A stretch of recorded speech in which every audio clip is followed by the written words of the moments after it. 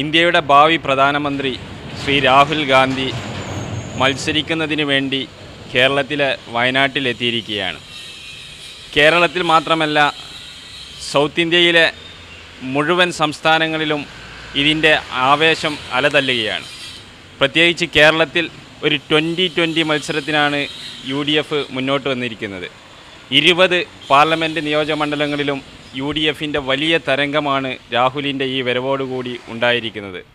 പ്രത്യേകിച്ച് വയനാടിൻ്റെ തൊട്ടടുത്ത മണ്ഡലങ്ങളായ മലപ്പുറവും പൊന്നാനിയും അടക്കം കോഴിക്കോടും അടക്കമുള്ള മുഴുവൻ പാർലമെൻറ്റ് മണ്ഡലങ്ങളിലും വമ്പിച്ച ഭൂരിപക്ഷം പ്രതീക്ഷിക്കാത്ത, UDF പോലും പ്രതീക്ഷിക്കാത്ത ഭൂരിപക്ഷത്തിലേക്ക് UDFിൻ്റെ സ്ഥാനാർത്ഥികൾ എത്തുമെന്നതിൽ യാതൊരു സംശയവുമില്ല. കഴിഞ്ഞ തവണയൊക്കെ പൊന്നാനി പാർലമെൻറ്റ് മണ്ഡലത്തിലുണ്ടായ ചെറിയ കുറവുകളൊക്കെ വലിയ തോതിൽ പരിഹരിക്കപ്പെട്ടുകൊണ്ട് കോൺഗ്രസിൻ്റെ പ്രവർത്തകർ മുന്നിട്ടിറങ്ങിക്കൊണ്ട് രാഹുലിൻ്റെ വരവോടുകൂടി എല്ലാ സ്ഥാനാർത്ഥികളും UDFിൻ്റെ മുഴുവൻ സ്ഥാനാർത്ഥികളും ഞങ്ങളുടെ സ്വന്തം സ്ഥാനാർത്ഥികളാണെന്ന് കോൺഗ്രസിൻ്റെ ഓരോ പ്രവർത്തകരും മനസ്സിൽ ധരിച്ചുകൊണ്ട് മുസ്ലിം ലീഗിൻ്റെ സ്ഥാനാർത്ഥികൾക്ക് വേണ്ടി പ്രത്യേകിച്ച് കോൺഗ്രസ് പ്രവർത്തകർ മുന്നോട്ടിറങ്ങുന്ന വലിയ കാഴ്ചയാണ് നമ്മൾ കണ്ടുകൊണ്ടിരിക്കുന്നത്. അതുകൊണ്ട് തന്നെ ഈ വയനാട് മാത്രമല്ല, വയനാടിനെ ചുറ്റിപ്പറ്റിയുള്ള ഇതര മണ്ഡലങ്ങളിലും പ്രത്യേകിച്ച് പൊന്നാനി, മലപ്പുറം അടക്കമുള്ള മുസ്ലിം ലീഗ് മത്സരിക്കുന്ന മണ്ഡലങ്ങളിലടക്കം കോൺഗ്രസിൻ്റെ പ്രവർത്തകർ തങ്ങളുടെ സ്വന്തം സ്ഥാനാർത്ഥിയേക്കാൾ അപ്പുറത്ത് അത് ഏറ്റെടുത്തുകൊണ്ട് വലിയ തരത്തിലുള്ള പ്രവർത്തനങ്ങളാണ് മുന്നോട്ട് വയ്ക്കുന്നത്. പൊന്നാനിയിൽ ഇപ്രാവശ്യം യാതൊരു സംശയവുമില്ല 1 ലക്ഷത്തിലധികം വോട്ട് ഭൂരിപക്ഷം നേടിക്കൊണ്ട് ബഹുമാനനായ ET മുഹമ്മദ് ബഷീർ സാഹിബ് വിജയിക്കും എന്നതിൽ യാതൊരു തരത്തിലുള്ള സംശയവുമില്ല. അതോടൊപ്പം തന്നെ കേരളത്തിൽ CPM എന്ന ഒരു പാർട്ടി ഇനി ഇല്ല എന്ന് പറയുന്ന തരത്തിലേക്ക് കാര്യങ്ങൾ നീങ്ങിക്കൊണ്ടിരിക്കുകയാണ്.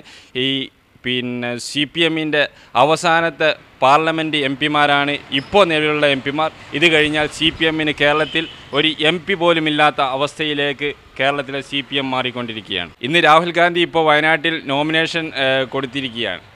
നോമിനേഷൻ കൊടുക്കുന്നതിൻ്റെ ഭാഗമായി വയനാട്ടിലേക്ക് 10,000-കണക്കിന് പ്രവർത്തകരാണ് യാതൊരു മുന്നറിയിപ്പുമില്ലാതെ, നേതാക്കന്മാർ ക്ഷണിക്കാതെ, യാതൊരു തരത്തിലുള്ള അറേഞ്ച്മെൻറ്റും ചെയ്യാതെ 10,000-കണക്കിന് ആളുകൾ ഓടിയെത്തുകയാണ്.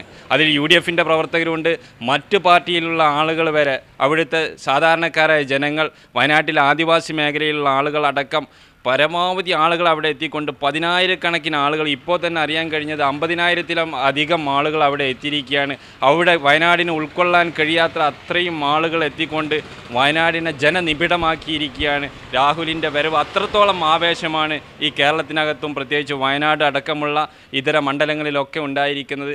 ഇത് ഏറ്റവും കൂടുതൽ വിരളി പിടിപ്പിച്ചിരിക്കുന്നത് CPMനെയാണ് എന്നതിൽ യാതൊരു തരത്തിലുള്ള സംശയവുമില്ല. CPM ഇനി എന്ത് ചെയ്യുമെന്നുള്ള ആലോചനയിലാണ്. കാരണം അവർക്ക് ഇനി ഒരു MP കേരളത്തിനകത്ത് ഉണ്ടാകാൻ പോകാത്തൊരവസ്ഥയിലേക്കാണ് കാര്യങ്ങൾ നീങ്ങിക്കൊണ്ടിരിക്കുന്നത്.